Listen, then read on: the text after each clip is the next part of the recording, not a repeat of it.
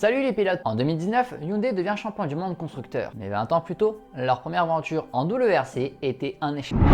Pourtant, c'est là que tout a commencé.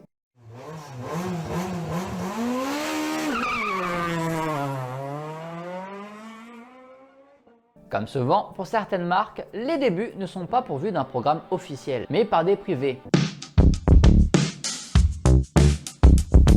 Wayne Bell s'engage dès 91 avec une Hyundai Lantra. Oui, on prononce Hyundai, pas Hyundai. Wayne court principalement en Asie et en Océanie. Il prépare lui-même sa voiture et les performances de l'Australien commencent à attirer l'attention de Hyundai. La marque voit un potentiel, alors elle crée un département sport afin d'aider Bell dans sa quête. Avec la Lantra d'abord, puis l'Elantra ensuite. La voiture reste très proche de série, pratiquement une groupe N.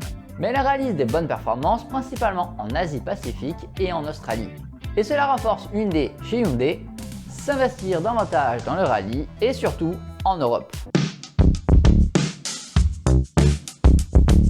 Le WRC coûte cher et les Coréens manquent d'expérience. À cette époque, la catégorie idéale sans suriner, c'est la F2 ou les kit cars si vous préférez. L'équipe de Wayne part d'abord sur la coupé pour la transformer en Hyundai Coupé F2. Mais Hyundai de son côté réfléchit et décide finalement de développer sa propre voiture. Ils choisissent la Accent 3 portes. En France, on la connaît sous le nom de Pony ou Excel. Pas celui de Microsoft hein. Très vite, Hyundai revient sur la coupé F2 de Bell avec l'appui de Motorsport Development qu'on va abréger MSD. Et dès 1998, Hyundai se lance réellement.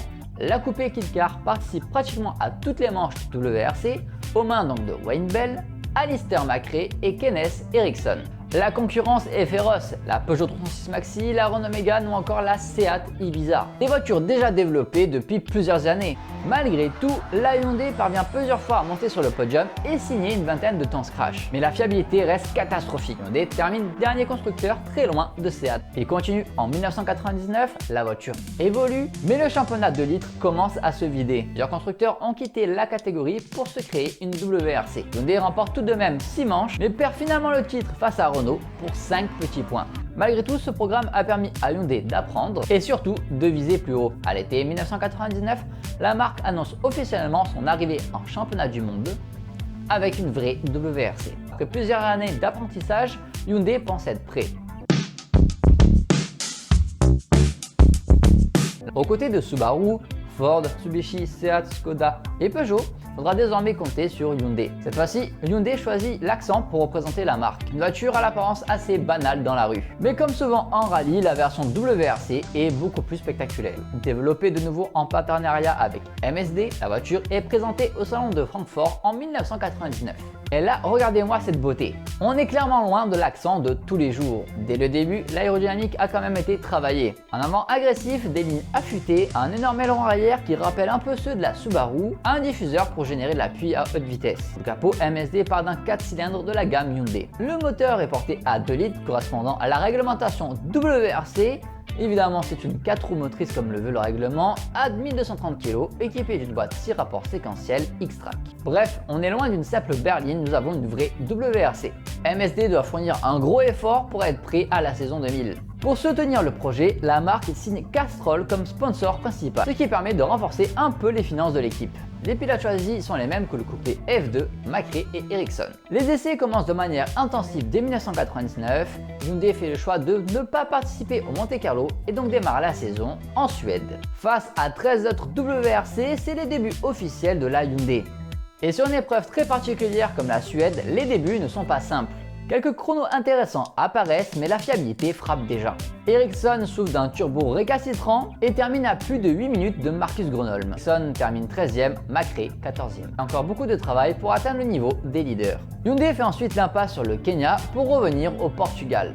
Mais là, les deux Accents abandonnent. Problème de transmission pour McRae, embrayage pour Eriksson alors qu'il était 8e. Et très vite, un problème revient constamment, la fiabilité. En Espagne, c'est le moteur qui lâche. En Corse, les suspensions. En Nouvelle-Zélande, c'est le différentiel. La voiture montre du potentiel, mais elle termine trop rarement les rallyes. En Argentine, les deux voitures voient enfin l'arrivée. Alistair McRae offre le premier point de l'équipe en obtenant la 6e place. À l'époque, le barème de points était différent, seuls les 6 premiers marquaient des points, ce qui rend la performance encore plus notable. Le meilleur résultat de la saison saison sera finalement une 4e place obtenue en Nouvelle-Zélande. Au total, Hyundai marque 8 points cette année-là au championnat, très loin de Peugeot champion du monde. Mais l'Accent WRC réussit à signer 3 Transcratch durant cette année 2000. Mais cette première saison allait surtout montrer une chose, Hyundai n'était pas encore prêt. En 2001, Hyundai aborde la saison avec un nouvel état d'esprit. L'équipe recrute Piero Latti, le spécialiste italien de l'asphalte, pour remplacer Ericsson sur certaines manches. Hyundai annonce également plusieurs évolutions importantes sur l'Accent WRC. Un aérodynamique retravaillé, des pièces allégées, des suspensions profondément modifiées. La voiture reçoit un différentiel actif à l'avant qui est censé améliorer le grip en virage et surtout un moteur plus coupleux qui est censé arriver au cours de la saison. La nouvelle Accent WRC 2 fera ses débuts au rallye du Portugal. Un rallye disputé dans des conditions difficiles. Malgré cela, Hyundai montre quelques signes encourageants. McRae termine 6e et inscrit 1 point. Sur l'asphalte, là où la voiture souffrait le plus, les progrès commencent à se voir. Hyundai reste encore loin du niveau des meilleures équipes. Liati abandonne tandis que McRae termine 11e. Sur les rallyes suivants, notamment la Terre, les Hyundai semblent plus à l'aise. Les chronos deviennent parfois intéressants, mais très souvent les résultats ne suivent pas. La dernière manche de la saison redonne finalement le sourire à l'équipe, profitant de l'abandon des autres concurrent et très à l'aise dans ces conditions humides, McRae terminera 4e.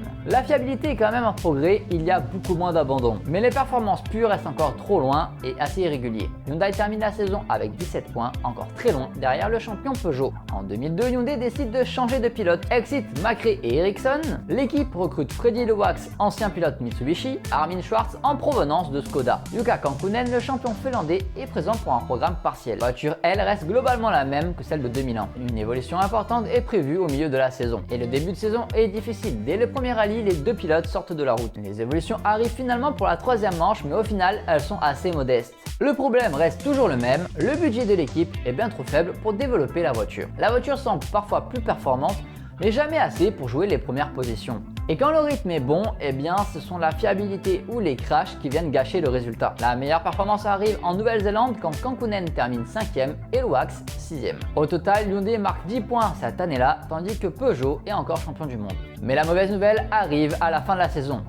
Castrol décide de quitter le projet. Et Hyundai de son côté n'injecte pas plus d'argent dans le programme. L'hiver est très tendu. MSD, l'équipe doit pratiquement se débrouiller seule. Hyundai n'injecte pas davantage de budget, pas de vrais tests, pas d'évolution majeure et la paire de pilotes reste la même. Pour compléter le plateau et surtout récupérer peut-être un peu d'argent, l'équipe aligne une 3e voiture partagée avec 3 pilotes, Justin Dale, Manfred Stoll et Jussi Välimäki. Chaque voiture possède parfois une décoration différente selon les sponsors. Mais sur le terrain, rien ne change vraiment. Les Hyundai continuent de jouer les places d'honneur. Schwartz termine par exemple 8e au Monte Carlo. Freddy Lewax enchaîne les abandons malheureusement mécaniques et quelques sorties de route avant de terminer 8e en Australie. Et puis soudain, tout s'arrête. Le programme Hyundai est brutalement arrêté avant même la fin de saison 2003. La marque n'a jamais réellement donné les moyens nécessaires à son équipe. C'est d'autant plus frustrant que les dernières versions de l'Accent commençaient à montrer un potentiel. Pas de quoi jouer la victoire, mais peut-être réussir des podiums assez régulièrement. Si plus d'argent avait été injecté depuis le début, peut-être les choses auraient été différentes. Par exemple, avant le début de la saison 2000, la voiture n'a jamais fait de test sur asphalte. La majeure partie du budget était préférée à la terre. Car le problème était simple, faute de budget, MSD devait choisir entre fiabilité et performance. Impossible de faire les deux et forcément tout s'enchaîne. Développement en retard, budget limité, dépendance à MSD, fiabilité fragilisée et surtout des performances irrégulières. Et pendant plus de 10 ans, Hyundai disparaît du championnat.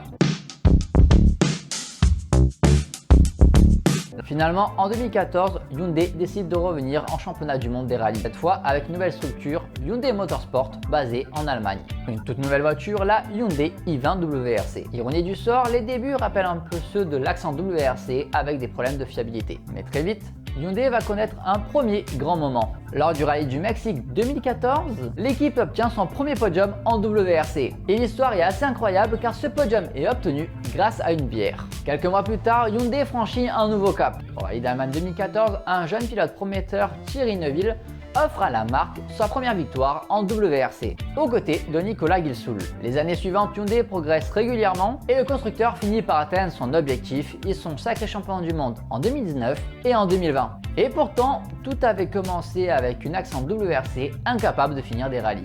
Thierry Neuville, resté fidèle à Hyundai durant toutes ces années, sera finalement récompensé. En 2024 et avec son copilote Martin Whittaker, ils seront sacrés champions du monde des rallyes. En 2026, Hyundai totalise 34 victoires en WRC, un parcours impressionnant surtout quand on se souvient des débuts. Sans l'échec de l'accent WRC, Hyundai n'aurait peut-être pas fait un programme champion. Parfois, un constructeur n'échoue pas, il apprend. J'espère que cette vidéo vous a plu, n'hésitez pas à vous abonner et à mettre la cloche pour voir d'autres vidéos. Sur ce, à bientôt les pilotes!